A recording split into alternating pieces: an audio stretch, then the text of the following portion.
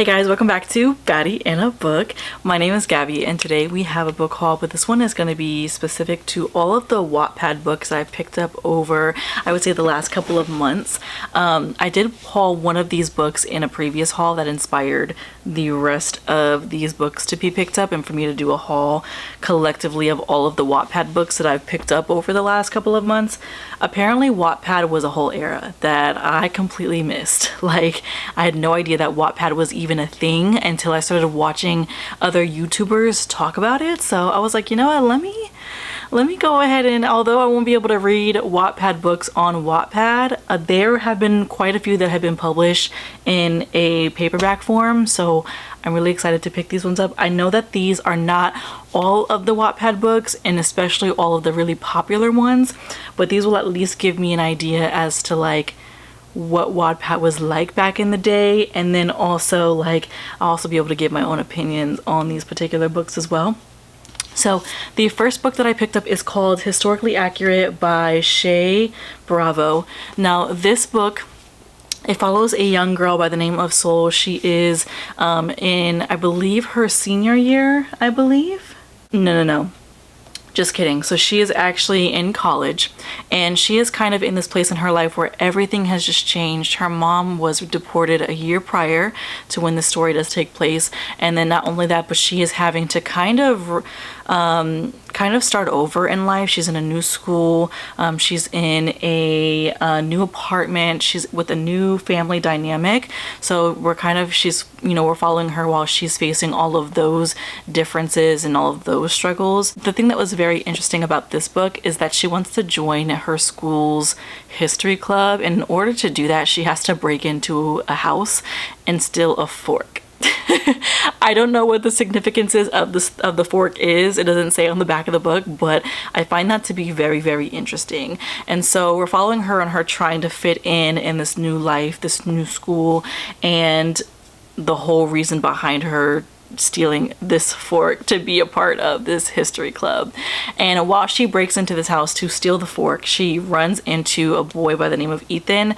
I don't know if there's going to be any romance involved with the two of them, but it does mention that she does meet this character by the name of Ethan, and he is a big part of the story. So I thought that would be very interesting. This is one that I've already hauled in a previous haul that I've done, and this one is kind of the one that kind of inspired for me to do the collective haul. So I'm really excited to pick this one up. The cover of this one is also stunning. Like, I absolutely love that, and I'm really excited to pick this one up eventually. The next book that I picked up is called The Hoodie Girl by Yuen Wright, and this one follows two characters. It is giving dual POVs, so we get Ren and Asher, both of their POVs. It is a high school story, so this is kind of more on the YA side, but essentially Ren, she is just kind of like a plain Jane, not in a bad way, but in a plain Jane girl in her school. She's not a popular kid. She's just kind of like a regular schmegular girl, going through life, has goals of getting scholarships to go to the colleges she wants. Nothing super crazy. She actually prefers to be invisible to everybody else. She just doesn't really like a whole lot of attention to herself. And then there's Asher, who is kind of low-key the polar opposite, I'm assuming. He is a sports player. I think he plays either football. I want to bet it's football, but it doesn't specify on the back of the book. It just says that he is an athlete, and he ends up getting an injury that benches him for the rest of his season. While he is benched during the season, he ends up running into Ren some way somehow, and she catches his eye. As a result of this, they form a friendship and eventually something more, and so we're just following them on that journey. I love that it's dual POV. It's giving YA romance vibes, which you can never really go wrong with a YA romance, so I'm excited to pick this one up eventually. The next book that we have, I'm actually really excited about this one because it has a very popular premise to it, but it's slightly different from the ones that I've picked up so far. So this one is called Blackout by Kay Monroe. Now this one has that trope of there's an accident and then the person in the accident forgets everything from a time period from before. But in this case, it seems like she forgets everything prior to the accident. So in the other books that I've picked up with this similar trope or premise to the book, they have where it's like 5 years or 10 years where they forget, you know, like there's a certain portion of their life that they forget. In this case, at least from what the back of the book says, it's the entirety of her life, who she was and all of that before this car accident. So then she wakes up from this accident and she is essentially having to proceed with life as if, not as if nothing happened, but everyone around her is kind of still moving as if nothing happened. So she's got a boyfriend, she's got a best friend, family members, all of these components of her life that she's having to refamiliarize herself, including who she was before the accident took place. So some components that were exposed on the back of the book, we have her best friend. It seems that this main character, which her name is Allie, by the way. So Allie, before accident, she was a partier with her best friend from what it seems like, and her best friend is trying to like, hey, like let's go out and party, like let's continue. And you know, of course, she's still trying to relearn who she was before the accident. Her boyfriend is kind of like on this vibe of like, I want my old girlfriend back, like what's going on? And then as a result of this as well, Allie is learning a lot of more things about herself that makes her kind of not like the person that she was prior to this accident. Lastly, there is a component of this book, there is a character. It doesn't say who this person's name is. However, there is a person in her classroom who kind of is quiet, sits in the back of the classroom, who kind of knows more about this accident than he wants to expose. And so I'm assuming that throughout the story we kind of get interactions between Allie and this other character to learn more about the accident. And there is a component of the accident of whether she believes it was actually an accident or if there's more to that story. So I thought that that would be very interesting. Again, a lot of similarities to other novels that I've picked up over the last couple of months, but this one is slightly different, so I have really high expectations for this one. Then we have Gaslight by Rachel Rose. Now this one follows a young girl by the name of Maddie. Her and her mother relocate from New York City to LA, where they're essentially starting life over. There's either a traumatic event or multiple traumatic events that happened to them while they were in New York City, and she has just moved to LA trying to reinvent herself and move on from that portion of her past. So while she's in LA, she kind of gets involved in her local underground fight club, and so she ends up meeting a boxer by the name of Hayden, and they catch each other's eye, they kind of hit it off, and she's trying to convince Hayden to train her while simultaneously trying not to fall in love with him. And then on top of that, lots of components. Then we start to see components of her past seep through into the future. So I'm assuming we'll be able to see specifically what happened to them in New York and why her mother and her decided to move 3,000 miles away across the country. So, and then we have Stiletto Sisterhood by Fallon DeMornay. Now this book, it actually has a few different components in it. This one it follows 5 friends. So there's 5 friends mentioned on this book, but I think we're only following 2 primarily. So we have 5 friends: Priya, Isabel, Caitlin, Eshi, and Shane. And it seems like the story, at least based on the back of the book, we're following Priya and Isabel. So Priya, she is currently working and competing for this mentorship at a New York law firm, one of the best or one of the top ones. And she is competing against a guy that she had a one-night stand with.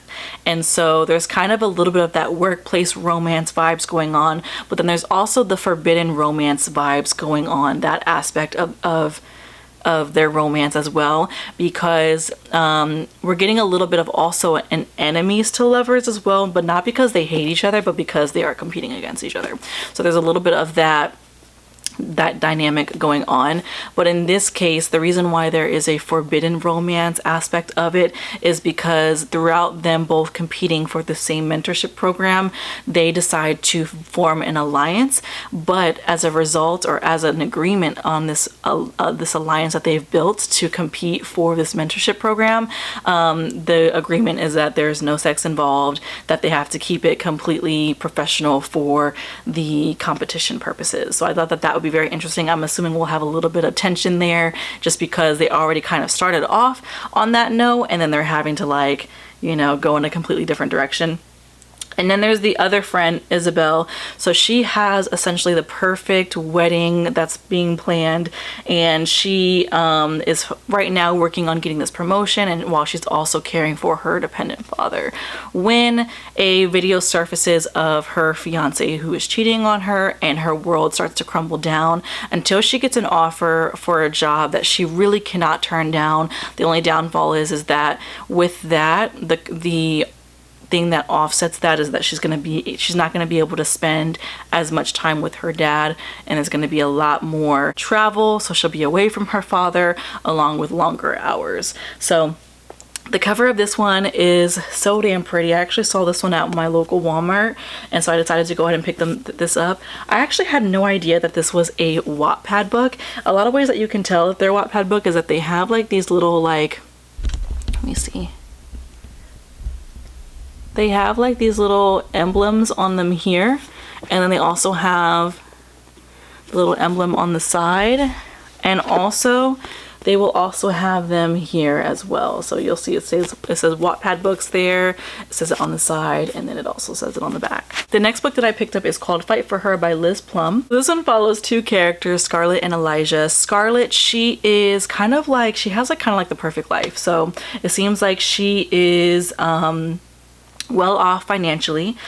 She is the girlfriend for the school's quarterback, and then she seems to be like a popular girl who is admired by her peers. So she's got all of that going on for herself. The only thing is that she ends up losing her brother. It doesn't say how on the back, but it just says that her brother's death was very tragic and very, very hard on her, and she is pressured into keeping up appearances, more specifically with her boyfriend, because her boyfriend cares more about his reputation rather than her feelings or anything really below the surface when it comes to his girlfriend.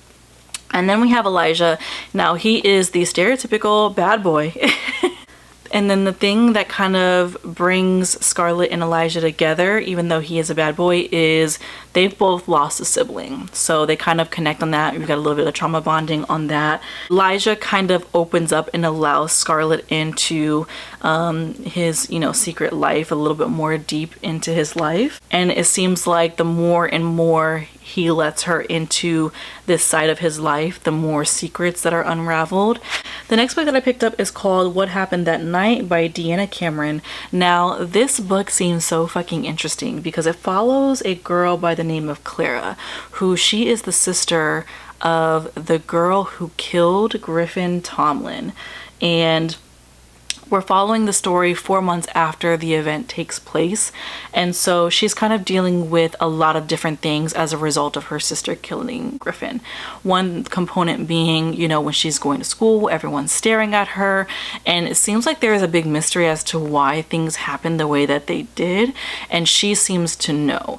Her sister is currently awaiting trial, and so we're kind of following them through that portion of the story. There seems to be this underlying truth as to what actually happened that night that would explain the reason why things transpired the way that they did. So I thought that this would be very interesting to pick up, and I do love this cover. I've never heard of this author before, and most of these authors would be that way for this particular haul, that I've never heard of these authors before, so I'm really excited to pick this one up. Then we have the first series in this haul that I did. There's 2 series total, so I have another one that I'm going to show in just a moment, but this one I'm a little bit intrigued by because I'm low-key kind of confused about the synopsis of the book, but at the same time it makes me even more intrigued to pick them up. And this is the QB Bad Boy and Me duology, I'm assuming. And when I was reading the back of the book, it seems like it's a romance novel, but I think these take place, like the characters are connected, but I think, so this one follows Dallas and Drayton. And then I think this book, which is the summer of '98, I think this is Drayton's parents' book, because this is a prequel of this book, but this book came out first before this one, if that makes sense. Because I was reading them to try to figure out which one came first, especially when I'm reading like the synopses of books. If there are multiple books in a series, I try not to read all of the synopsis of each individual book. I try just to read the one and explain the series as a whole, especially if I haven't read it yet, just so that I can kind of like get an idea of what the book series is about before spoiling myself and reading the remaining book synopsis on the back. But in bold here at the bottom of the summer of '98, it says Tay Marley, which is the author, returns to tell a heartwarming and heartbreaking story of Drayton's parents and the summer that changed everything in the prequel to the QB Bad Boy and Me. So once I saw that, I stopped reading the synopsis of the book because I kind of want to be surprised, but I'm almost positive, and please let me know in the comments if I'm correct, that this book needs to be read first and then this book. I'm excited. I'm really excited about these two. The next book that I have, and the only historical novel of the books that I picked up, this one is called The Invisible Summer of Juniper Jones by Davin McQueen. This one, first of all, the cover of this one is absolutely beautiful, but this one takes place in 1955. It does take place in a small town in Alabama, and this one is following the main character. It seems like he is half white, half black. Yes, he's biracial. So he's a biracial kid who is mostly raised by his white father. So there's a little bit of a disconnect for him and his blackness, and then also being able to truly connect with his father on those components as well, until he is sent to Alabama to stay with his aunt and uncle. And when he's in Alabama during this time, like, people are not scared, as they are today, but they're not scared to voice their opinion on him not being welcome there. I'm assuming that this small town in Alabama is predominantly white, and that's where that component does come from. Until he meets a girl by the name of Juniper, they become really, really close friends, and they're kind of navigating their summer in Alabama. The next book that I picked up, and I would say out of all of these books, this is the only cover that I recognize from BookTube. I've never seen any of these other books talked about. This one particularly, I've seen it everywhere. I just never knew that it was specifically a Wattpad book or a book from Wattpad. And this one is called Float by Kate Marchant. Now this one, first of all, the cover is so cute. I absolutely love that one. So this one actually takes place in Florida. It's giving romance novel. It's giving YA romance, kind of a grumpy sunshine or a grumpy kind of situation with the main character, but not in the sense that that is truly her nature, more so that she just doesn't like where she's at in the environment that she's in. It's also giving Boy Next Door, which I thought was really cute. But essentially, so she actually lives in Alaska. Her parents are going through a divorce, and there was some tension, I'm assuming in the beginning of the book, on determining where she wanted to spend her summer, which parent she wanted to spend her summer vacation with. So as a result of this, she goes ahead and she spends her vacation with her aunt in Florida, and that's where that grumpiness is kind of coming from. She doesn't really feel like the beach is for her, the environment of Florida is for her, and she's kind of alone too. Like, she doesn't really have any friends at first while she stays in Florida, until she meets a boy by the name of Blake. Blake introduced her to some more friends. They become really good friends, and then eventually something more. So I've heard really, really good things about this book. I haven't heard anybody say anything bad particularly about this book, so I'm really excited to eventually pick this one up. The next one that we have is How to Be the Best Third Wheel by Laura D. Davila. Now this one follows a girl by the name of Laura. She goes home for the summer to the Philippines, and then when she comes back, she's ready to pick things up with her friends. There's 3 friends that she has, and all 3 of them end up being in a relationship. So she is the only person who is single out of her group of friends, and the dynamic of their friendship completely changes. I mean, you're talking about before, none of the girls were in a relationship. Now they are. So we already know how that goes. When girls be in a relationship, all they be wanting to talk about is their boyfriends. That's it. All the cute little things that they do. They want to be venting about their boyfriend. We know the vibes. So In this case, she's having to deal with that change in that dynamic in her friends. And then there's a mention of a boy by the name of James, and he is kind of like a frenemy, so it's giving enemies to lovers. He annoys the hell out of her until he asks her to tutor him, and throughout the process of him being tutored by her, she kind of starts to get these feelings for him, starts to see him in a little bit of a different light, and it's like, ooh, he kind of cute now. So I thought that would be a very interesting novel. This one's a little bit it's like about 300 pages, but yeah, that's that one. I hope I wasn't blurry this whole time. The second series that I picked up, and the last books in this haul that I picked up, is called the With Me series, I believe, by Jessica Consolo. So I did end up picking up all 3 of these books. I ended up getting these from Book Outlet, and they had all 3, so I picked them up immediately. I don't know a whole lot about these books. I know that these are romance books just based on the titles, and also the covers. I actually really love the covers. This would be people on the covers done right. Like, I like that they're very intimate covers, so it very much so easily categorizes them as being romance novels, but they're not, like, they don't show their faces, or they only show like certain portions, them holding hands or them, you know, cuddling or whatever the case may be. But I'm really excited to pick these ones up. I believe these are just romance novels. I didn't read the synopses, and I'm glad I didn't, because I don't know which one actually comes first. Oh no, this one does come first. Okay. So all of these books follow 2 characters. We have Amelia and Aiden. We only get single POV, so there's no dual POV, but we are essentially following their love story throughout all 3 books. It's giving a new town romance, potentially small town romance, and yeah, I'm really excited to pick those ones up. So those are all of the Wattpad books that I have collected over the last couple of months. Stay tuned for vlogs, because I will be doing vlogs specifically for Wattpad books, just to see if I can get the same experience that everyone else has gotten when Wattpad was actively a thing where people actually went to the website to read these books. So I'm really excited for all of these. If you like this video, like and comment down below, and subscribe, and I will see you guys in the next one. Bye guys.